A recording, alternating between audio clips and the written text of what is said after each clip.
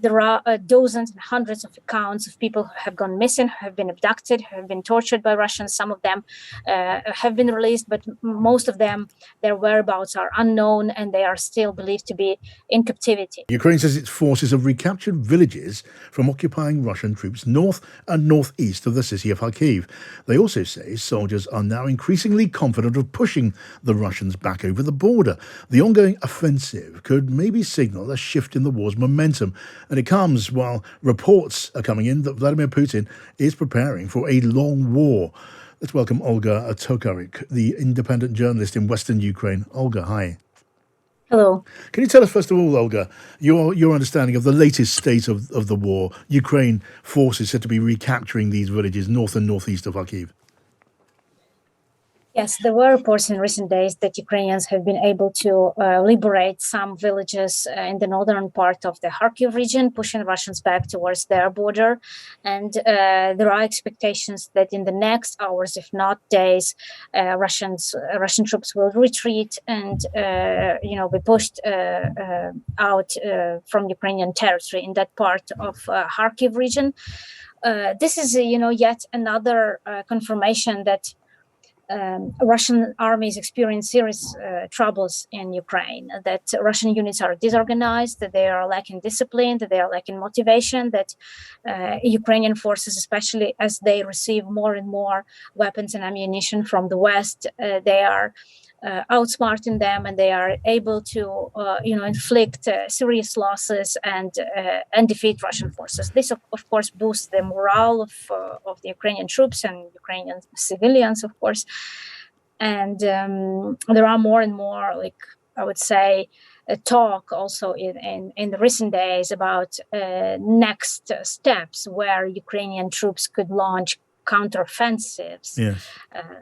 Like in the south of the country, for example. So Ukrainian forces making ground in these parts of the country. Does it, in your view, amount to a turning point, or is it one of those ebbs and flows in the course of this awful war? While we hear Putin's ready for a long conflict, is this just, I don't know, part of the back and forth of this dreadful fighting?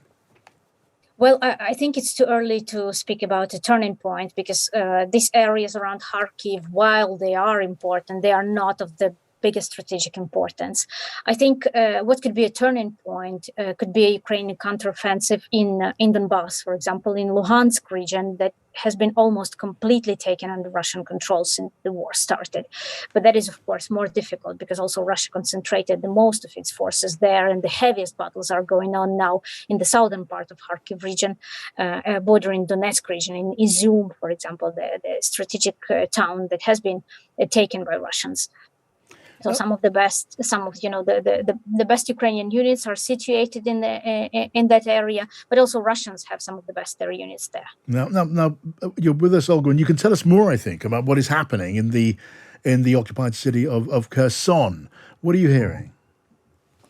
Yes, I'm in touch with some Kherson residents or Kherson region residents who were able to escape the region after experiencing weeks and months under Russian occupation. And they are telling really terrible stories of what was happening there, widespread human rights abuses. For example, I spoke with a village head from Kherson region named Viktor Marunyak. And this person told me how he was kidnapped by Russians on his birthday, actually in the end of March, on the day he was turning 60, and he was kept for 3 weeks in a basement, tortured, tased, and interrogated by Russian forces, which in his view are Russian intelligence services. He was only released because he was a prominent figure in a way. He featured in a documentary. His colleagues also from the film industry, they raised an awareness on an international level, and that eventually he was released, and now he was able to leave Kherson region and to leave Ukraine altogether. Yes. He had 9 of his ribs broken while in captivity. And this is just one story, Yeah.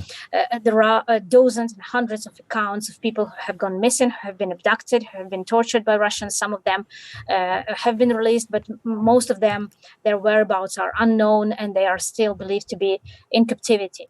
And more horrors, as you say, Olga, of the atrocities committed by Russian forces are coming to light the whole time. For now, though, Olga, thank you. Olga Tokariuk, the independent journalist in Western Ukraine.